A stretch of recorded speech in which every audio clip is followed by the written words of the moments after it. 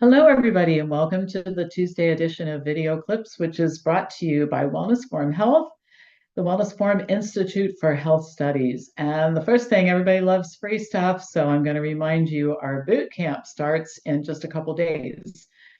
Here's the format. Every night, this is 3 nights, Thursday, Friday, Saturday, I'm going to start each session with some discussion about getting your mind in the right state. A lot of you have written to me and said, what do you do to stay motivated? How do you get to the place where you stick with it and you don't have to keep starting over again and again?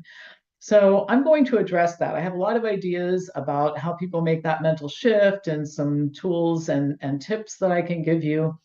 Once we do that, we'll get into some factual information. We'll have a guest or two, depending on the night, and then I'm going to take questions, some of which have been submitted in advance, and also some that will be put in the chat.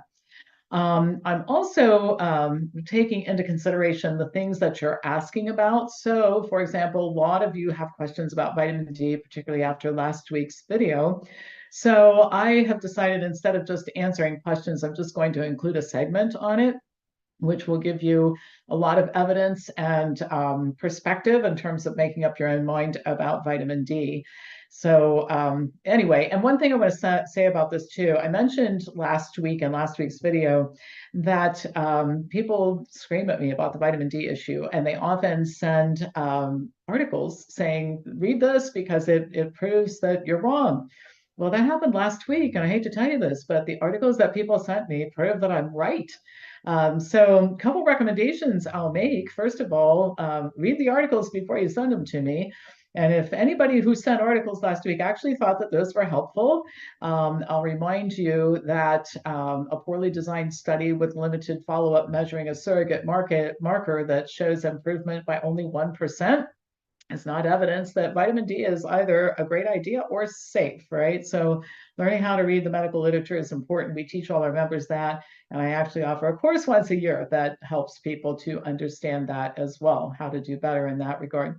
Last but not least, on the free boot camp, there will be some special offers, so pay attention. I mean, some really special offers for boot camp attendees.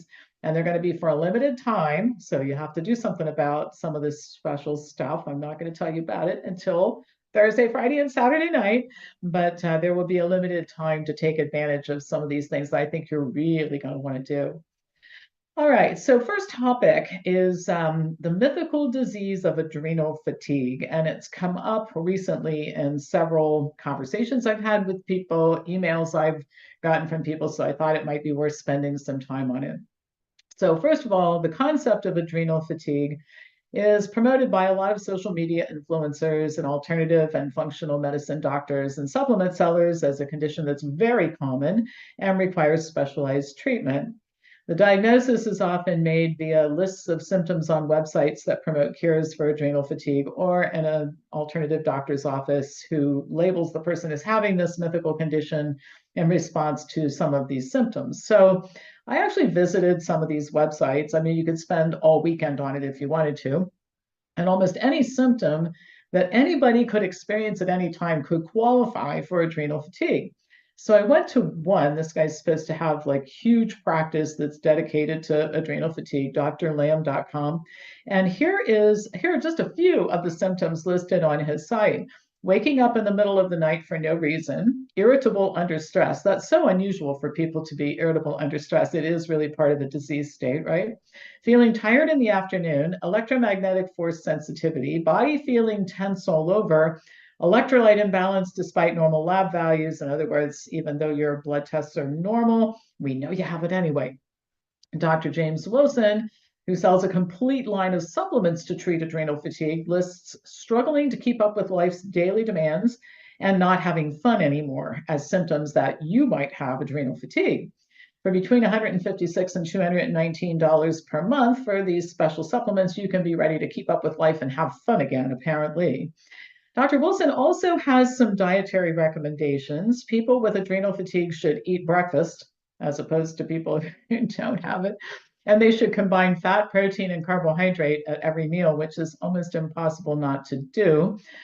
Good quality protein, this is a quote, from meat, fish, fowl, eggs, dairy, and various plant sources is recommended, along with special Adrenal recovery soup, which contains certain vegetables, raw honey, paprika, and chicken broth.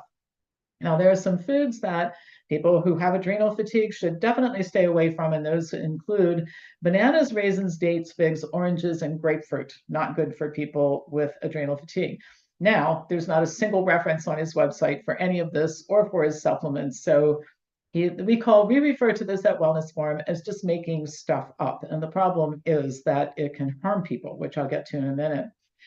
More sage advice is offered at adrenalfatiguesolution.com, a website based on the book of the same name. And according to the authors of the book, frequent urination, lack of enthusiasm, dry skin, lower back pain, weight gain, dark circles under the eyes, asthma, allergies, irritability, and anxiety are all signs that you might have adrenal fatigue. Now, this site features adrenal fatigue recipes, which include chicken liver skewers, chicken liver stir fry, blueberry pancakes, and coconut flour brownies. Now, these dishes are supposed to be helpful for regaining enthusiasm and getting rid of the dark circles under your eyes. However, again, no references, nothing. It's just made up stuff.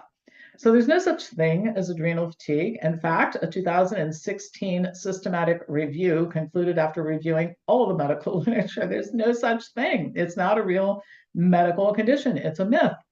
Now, to be clear, the people who are being diagnosed with adrenal fatigue have health issues, and most of the time, it's pretty easy to figure out what they are. Many of them are eating terrible diets. They're overweight. They don't exercise. They're dehydrated. They take medications that cause symptoms. During the 28 years we've been helping people with health issues, we've never seen a person who's been diagnosed with adrenal fatigue for whom we couldn't find the cause of their problems in either diet or lifestyle habits or medications they were taking or psychological issues that needed to be resolved. Now, one thing we do see, and we see a lot more of it now than we did 4 years ago, is more burnout, constant stress, and children and job loss and financial stress. I mean, there's a lot to be stressful about today. Watching the news can be kind of stressful for many people, right? So people show up and their entire bodies and psyches are just worn out from all of it. And there aren't any supplements on the planet that help with job loss and financial stress. I mean, it's just ludicrous, right? But here is what really bothers me about the fake adrenal fatigue business. Most of the people with this diagnosis do have something wrong. Some of the symptoms attributed to adrenal fatigue, like extreme fatigue, depression, joint pain, breathing difficulties, could be indicators of something serious like diabetes or rheumatoid arthritis or psychological distress that needs some attention. These real conditions are not addressed while the quacks sell supplements, recipes for making chicken liver skewers, and other ridiculous treatments for this mythical condition. In some cases, the supplements are actually contraindicated for people who have particular diseases, like kidney disease, hypertension, or diabetes. Third, and for the record, there really is a condition called adrenal insufficiency, which is defined by the inability of the adrenal glands to make the essential hormones aldosterone and/or cortisol. These include conditions like Addison's disease and primary aldosteronism. A person who has primary adrenal insufficiency will have symptoms that, again, mimic, there's some carryover or crossover here, fatigue, nausea, but then vomiting, diarrhea, darkening of the gums, palms of the hands, and soles of the feet. Loss of consciousness can result. This is serious, right? These conditions require treatment with hormone replacement. So the supplements would be useless, but the misdiagnosis can cause irreversible harm for some people. So we're going to talk more about this in the boot camp, but for decades, I've been helping our members to understand that alternative medicine is not always better. It can be worse than conventional medicine, and the same principles of evidence that are applied to everything should be applied to alternative medicine too. All sources of information filtered with particular ways of filtering that we can all agree on, such as conflicts of interest, study design, the statistical significance of something versus its clinical meaningfulness, et cetera, et cetera. So one other topic I just wanted to real quick mention here. This goes to, gosh, do we need a new healthcare system? According to a study published last October, a male born in 2019 would have a life expectancy of 76.59 years and could expect to take prescription drugs for 48% of his lifespan, 36.84 years. For newborn females, life expectancy would be 81.72 years, with 60% of that lifespan taking prescription drugs. Now, to put this in perspective, the author of the article writing about this said that the amount of time that a person can spend taking prescription drugs may be longer than the average first marriage lifespan of a first marriage for somebody who gets divorced and remarried. I mean, over half of all American adults were taking prescription drugs in 2019.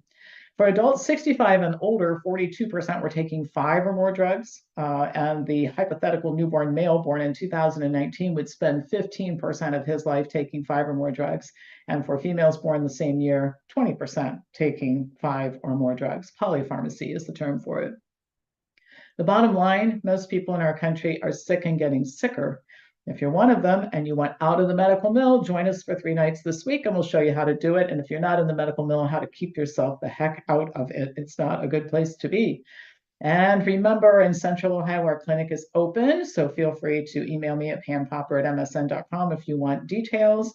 We're taking appointments right now. We have a very busy nurse practitioner, happy to see that.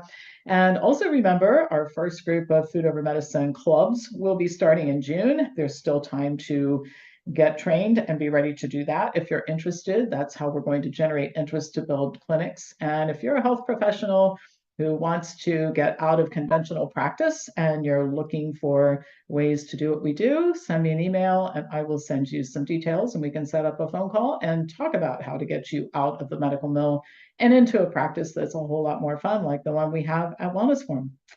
All right, that's all for today. As usual, pass this on to anybody who you think would enjoy watching it, and I will be back to you on Thursday with more news.